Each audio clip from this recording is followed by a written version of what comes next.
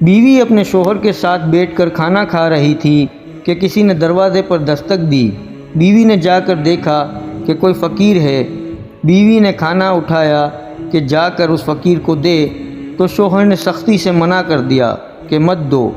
اس وجہ سے دونوں میں جھگڑا ہوا اور اس حد تک ہوا کہ کچھ عرصے میں طلاق ہو گئی۔ کچھ عرصے بعد عورت کی کسی دوسرے مرد سے شادی ہو جاتی ہے۔ ایک دن گھر میں دونوں میاں بیوی کھانا کھا رہے تھے کہ اچانک دروازے پر دستک ہوئی۔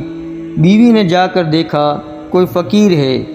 بیوی گھر کے اندر آئی کہ فقیر کو کچھ اٹھا کر دے دے، تو اس کی آنکھوں میں آنسو آ گئے تھے۔ شوہر نے پوچھا کیا بات ہے؟ بیوی نے کہا یہ فقیر جو دروازے پر آیا ہے میرا پہلا شوہر ہے، جو بہت مغرور اور متکبر تھا۔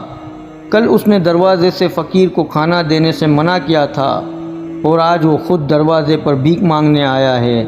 تو دوسرے شوہر نے بیوی سے کہا میں تمہیں کچھ بتانا چاہتا ہوں، وہ فقیر میں تھا جس کو کھانا دینے سے اس نے منع کیا تھا۔